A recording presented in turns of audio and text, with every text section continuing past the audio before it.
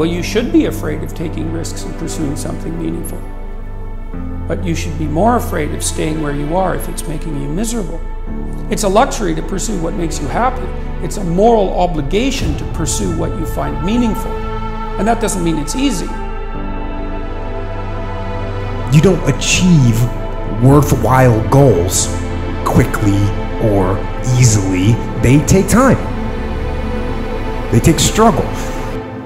They take relentless pursuit day in and day out. That's what it takes. I wish I had not waited 14 years. Somebody said if you want to lose something, lose money. You can get that back. 8 out of 10 millionaires have been financially bankrupt. Walt Disney filed bankruptcy 7 times and had 2 nervous breakdowns. But don't lose time. You know, if you take people, and I've told you this, and you expose them voluntarily to things that they are avoiding and are afraid of, you know, that they know they need to overcome in order to meet their goals, their self-defined goals. If you can teach people to stand up in the face of the things they're afraid of, they get stronger.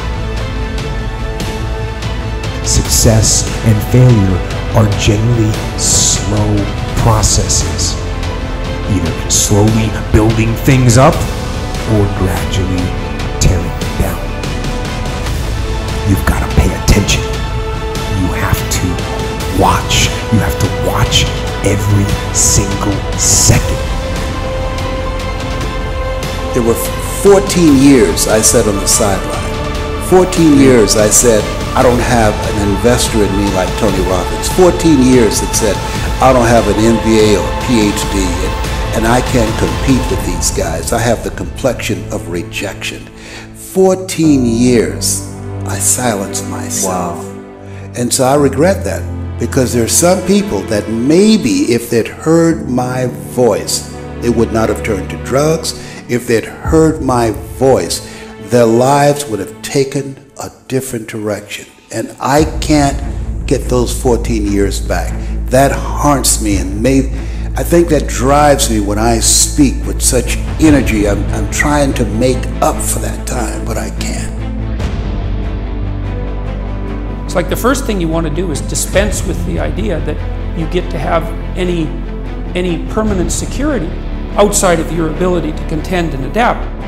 You're paying a price by sitting there being miserable. Yeah, and if you're miserable in your job now and you change nothing, in 5 years you'll be much more miserable and you'll be a lot older. The clock is ticking. Because those seconds, they turn into minutes.